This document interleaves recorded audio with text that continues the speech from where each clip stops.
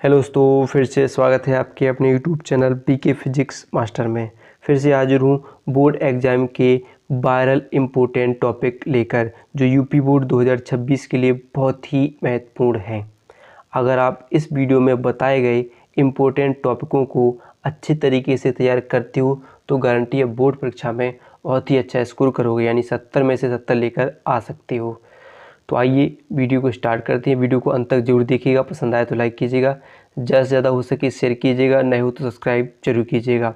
इस वीडियो में हम सभी इकाई, जितनी भी फिजिक्स की सभी इकाइयों के इम्पोर्टेंट टॉपिक बताने वाले हैं और साथ ही बताएं किस इकाई से कितने अंक के प्रश्न पूछे जाते हैं।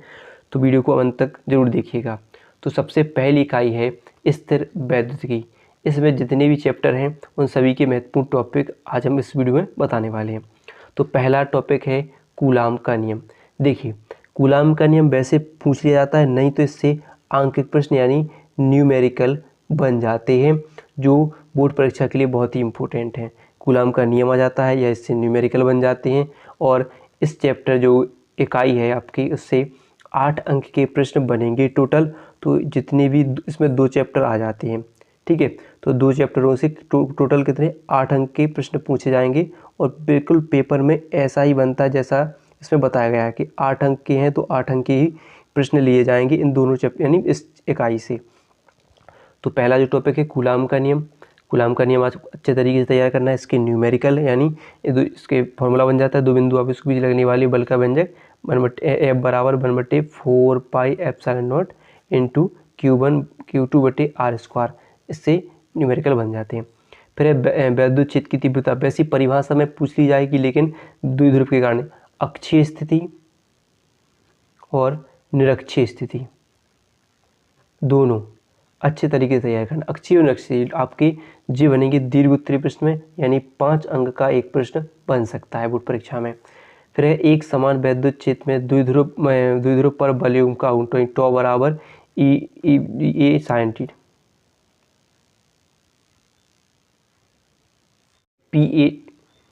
पी साइन थीटा क्या होता है, टॉ बराबर पी साइन थीटा बलयुग्म का आघूर्ण। तो ये जो लगा लेना है। फिर एक और देखिए गॉस का नियम। गॉस का नियम याद कर लेना, अच्छे तरीके से पढ़ लेना है। गॉस के नियम का निर्धारण करना आना चाहिए। और गॉस के नियम की अनुप्रयोग सबसे इम्पोर्टेंट है। अनुप्रयोग अच्छे तरीके से, चाहे आप एक समांतर तारे के निकट वैद्युत क्षेत्र की तीव्रता या एक चादर के निकट वैद्युत क्षेत्र की तीव्रता, ये बहुत ही इम्पोर्टेंट होते हैं पढ़ लेना है के लिए। फिर वैद्युत विभव परिभाषा पढ़ लेना है। और अक्षीय और निरक्षीय स्थिति में वैद्युत विभव तैयार करना है। ये भी 5 अंक की आपके पेपर में पूछे जा सकती हैं, वेरी इंपॉर्टेंट टॉपिक है। फिर द्विध्रुव की स्थितिज ऊर्जा पढ़ लेना है, इम्पोर्टेंट है। फिर समांतरपीठ संधारित्र की धारिता का व्यंजक बहुत ही इम्पोर्टेंट होगा। और एक होगा, 2 कंडीशन में गलती है, समांतरपीठ संधारित्र की धारिता का व्यंजक निकालना होगा, या फिर एक जब इसके बीच परावैद्युत पदार्थ रखा हो यानी एक पट्टी रखी हो तब उसके लिए। तो दोनों इम्पोर्टेंट होते हैं, पढ़ लेना है। फिर संधारित्रों का संयोजन, श्रेणी क्रम संयोजन और समांतर क्रम। देखिए समांतरपीठ संधारित्र जरूर पढ़ना है, बहुत बार पेपरों में पूछा जा चुका है, बहुत ही इम्पोर्टेंट है, ठीक है। तो इससे टोटल 8 अंक के आपको पेपर में प्रश्न बन सकते हैं। तो इन टॉपिकों को अच्छे तरीके से अगर तैयार कर लेते हो तो गारंटी है कि आपके पेपर में यहाँ से प्रश्न बनेंगे, न्यूमेरिकल भी बनेंगे अच्छे से, ठीक है। फिर देखिए इकाई 2 है विद्युत धारा। 7 अंक की इकाई है, इसमें 7 अंक के प्रश्न पूछे जाएंगे, जितने भी प्रश्न बनेंगे। तो पहला देखिए ओम का नियम आपको पढ़ लेना है, इम्पोर्टेंट है। और धारा तथा अनुगमन वेग में संबंध, I बराबर NEAVD सिद्ध करना है। धारा घनत्व आ जाता है, धारा घनत्व और अनुगमन वेग में संबंध, उसको तैयार कर लेना है, बहुत ही इम्पोर्टेंट है। और एक और प्रश्न बन जाता है आपके 5 अंक का बनेगा लॉन्ग में, अनुगमन वेग के आधार पर ओम के नियम की व्युत्पत्ति। अनुगमन वेग के आधार पर ओम के नियम की व्युत्पत्ति पढ़ोगे, 5 अंक का प्रश्न बनता है पेपर में, कर लेना है। फिर ये सेल का विद्युत वाहक बल तथा सेलों का संयोजन, वेरी इंपॉर्टेंट है, तैयार करना है इनके लिए।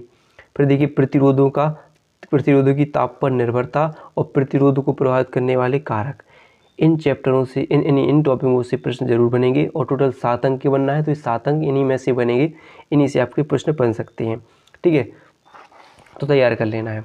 फिर वो कोई सा भी प्रश्न दे दें, जैसे अगला देखिए, इकाई 3 विद्युत धारा, चुंबकीय प्रभाव तथा चुंबकत्व। तो यहाँ से 8 अंक के प्रश्न पूछे जाएंगे, जिसमें आपका पहला टॉपिक है देखिए बायो सेवर्ट का नियम तथा इसके अनुप्रयोग, वेरी वेरी इम्पोर्टेंट है। फिर देखिए एम्पियर का परिपथीय नियम तथा इसके अनुप्रयोग, एम्पियर का परिपथीय नियम भी वेरी वेरी इम्पोर्टेंट है। और एम्पियर के परिपथ के नियम के अनुसार एक आता है वृत्ताकार कुंडली के केंद्र पर चुंबकीय क्षेत्र के व्यंजक निकालने के जाता है, उसको भी याद करना, अच्छे तरीके से तैयार करना है। फिर देखिए दो समांतर धारावाही तारों के बीच लगने वाले बल का व्यंजक, ये डेरिवेशन सबसे ज़्यादा पूछी गई पेपरों में, पिछले साल भी आई थी, बहुत ही इम्पोर्टेंट है, तैयार कर लेना है। फिर एक समान चुंबकीय क्षेत्र में धारावाही चालक की गणना करने के लिए, या एक समान चुंबकीय क्षेत्र में चुंबकीय द्विध्रुव आघूर्ण की गणना करें, चुंबकीय द्विध्रुव निकालने के लिए, बहुत इंपॉर्टेंट है। फिर आ जाता है प्रति चुंबकीय, अनुचुंबकीय और लोह चुंबकीय, ये प्रश्न जरूर बनते हैं, इनसे विकल्प भी बनते हैं और अति लघु लघु में पूछ लिया जाता है, तो इनको जरूर तैयार करना है। ठीक है, इतने बन जाते हैं। फिर आता है देखिए इसके बाद इकाई नंबर 3 जो कि है विद्युत चुंबकीय प्रेरण तथा प्रत्यावर्ती धारा। यहाँ से 8 अंक के प्रश्न आपके पेपर में बनेंगे। तो पहला देखिए कौन सा है, विद्युत चुंबकीय संबंधी फैराडे के नियम। फैराडे के नियम आप खुद जानते हो, दोनों नियम है। फैराडे का नियम है जो लेंज का भी, इसी का दूसरा नियम लेंज का नियम भी होता है। तो लेंज का नियम अकेला पूछ लिया जाता है पेपरों में कि लेंज का नियम क्या है बताइए। तो यहाँ पर देखिए प्रेरण गुणांक, यानी अब तो या तो अन्योन प्रेरण गुणांक या सौ प्रेरण गुणांक वेरी इंपॉर्टेंट होते हैं, इन्हें अच्छे तरीके से इनको भी तैयार कर लेना है। फिर देखिए परिपथ, LCR परिपथ या LC परिपथ या आ जाता है RC को भी RL परिपथ, यहाँ पर जी परिपथ याद करना है। इसके लिए प्रतिबाधा का व्यंजक सबसे इम्पोर्टेंट होता है। प्रतिबाधा, LCR परिपथ के लिए प्रतिबाधा का व्यंजक, और इसी के लिए अनुनाद, अनुनाद की स्थिति पूछी जाती है, अनुनादी आवृत्ति, अनुनाद क्या होता है वो प्रश्न पढ़ लेना है। और साथ में इसमें कुछ प्रश्न ऐसे बनते हैं कैसे बाठहीन धारा, शक्ति गुणांक, ये परिभाषाएं बनती हैं, तो इनको ऐसे बाठहीन धारा, बाठहीन धारा, शक्ति गुणांक, ये प्रश्न इम्पोर्टेंट हैं इस चैप्टर से, प्रत्यावर्ती धारा वाले चैप्टर से सबसे ज़्यादा। और एक अगर लॉन्ग में बन जाता है देखिए, एक तो ट्रांसफार्मर का सिद्धांत कार्यविधि, ये 5 अंक बनेगा, या पर आपको इसको प्रत्यावर्ती धारा जनित बनाने के लिए आ जाएगा, पेपर में लिखने के लिए आ जाएगा, तो प्रत्यावर्ती धारा जनित पढ़ लेना है। ठीक है, तो 8 अंक की इससे पूछे जाएंगे। फिर देखिए सबसे छोटा टॉपिक हो जाता है, सबसे लास्ट चैप्टर विद्युत चुंबकीय तरंगे, जहाँ से 4 अंक के प्रश्न बनते हैं, 4 अंक की पूछे जाते हैं। इसमें देखिए विस्थापन धारा पढ़ लेना है और विद्युत चुंबकीय तरंगों के गुण पढ़ लेने हैं, जितनी विद्युत चुंबकीय तरंगे उनके, और विद्युत चुंबकीय स्पेक्ट्रम पढ़ लेना है, बहुत ही इंपॉर्टेंट होंगे, स्पेक्ट्रम पढ़ लेना है। ठीक है, इनको तैयार कर लेना है। फिर यहाँ से आता है आपका भाग 2 यानी सेकंड बुक, जहाँ पर पहली इकाई है किरण प्रकाश की तथा प्रकाशक यंत्र। ये सबसे ज़्यादा पूछे जाने वाला इससे सबसे ज़्यादा टॉपिक से प्रश्न पूछे जाते हैं, जो 13 नंबर के होते हैं। कितने नंबर के, 13 अंक का पूछा जाएगा यहाँ से। तो देखिए पहला है गोलीय पृष्ठों द्वारा प्रकाश के अपवर्तन की व्याख्या करने के लिए जाए, या उसी के द्वारा लेंस मेकर का फॉर्मूला, पतले लेंस के लिए अपवर्तन का सूत्र या पतले लेंस के लिए सूत्र निकल गया जाता है, तो लेंस मेकर का फॉर्मूला निकालने के लिए आ सकता है, या गोलीय पृष्ठों द्वारा प्रकाश का अपवर्तन की गणना करने के लिए आ जाता है। डेरिवेशन बहुत ही इंपॉर्टेंट होती हैं, पढ़ लेना है। सबसे ज़्यादा लेंस मेकर की आपको तैयार करनी है। फिर देखिए अगला है पूर्ण आंतरिक परावर्तन तथा प्रकाशिक तंतु। पूर्ण आंतरिक परावर्तन क्या होता है, इसका उदाहरण या क्रांतिक कोण पूछ लिया जाएगा, तो तैयार कर लेना है। ठीक है, फिर प्रिज्म द्वारा प्रकाश का अपवर्तन, प्रिज्म द्वारा प्रकाश के अपवर्तन की व्याख्या, इसके लिए व्यंजक निकालने किया जाता है। ठीक है, तो एक जैसे पढ़ा होगा n बराबर sine a plus delta m बटे 2 साइन a बटे 2 निकालने के लिए आ जाता है पेपर में।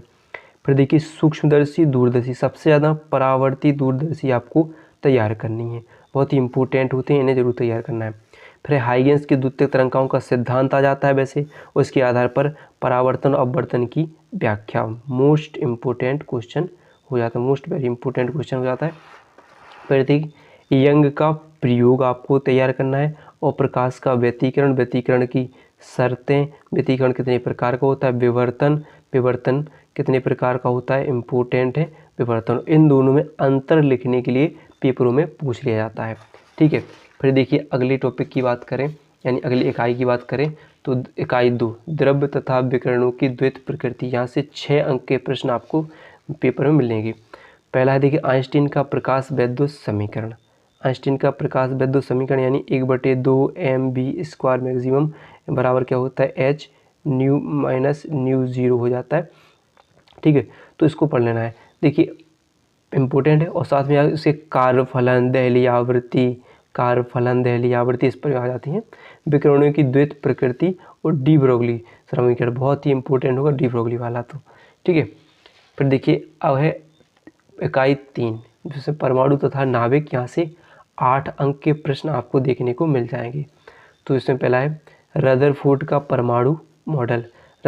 परमाणु मॉडल और इसकी कमियाँ।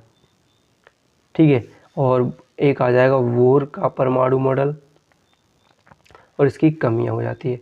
फिर हाइड्रोजन स्पेक्ट्रम की विभिन्न श्रेणियाँ आ जाएंगी। ठीक है, लाइमन, बामर, पास्चन, ब्रैकेट, फुंडेज आ जाती हैं। समस्थानिक, संभारिक, समन्यूट्रॉनिक इनको पढ़ लेना है, इम्पोर्टेंट है। प्रति न्यूक्लियन बंधन ऊर्जा भी इम्पोर्टेंट है।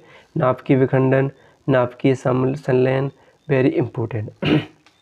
फिर देखिए अगला है इकाई 4 अर्धचालक तथा डायोड। 8 अंक का प्रश्न पूछा जाएगा लास्ट चैप्टर से। आंतरिक तथा बाह्य अर्धचालक, पी टाइप और एन टाइप अर्धचालक आ जाएंगे। ठोसों में ऊर्जा बैंड, डायोड दिष्टकारी के रूप में, पूर्णतंग दिष्टकारी, अर्धतंग दिष्टकारी के रूप में, पीएन संधि डायोड, अग्रमीनत और पश्चमीनत, ये बन जाते हैं। 5 अंक के बनते हैं और एक ना एक प्रश्न इनमें 5 अंक का जरूर आता है। दृष्टिकारी में या पीएन संधि डायोड पश्चमीनत या अग्रमीनत में आ जाती हैं। तो इतने टॉपिकों को अगर तैयार कर लिए तो गारंटी है बोर्ड परीक्षा में अच्छा स्कोर करोगे। तो वीडियो पसंद आई हो तो वीडियो को लाइक और चैनल को सब्सक्राइब करना ना भूलिएगा।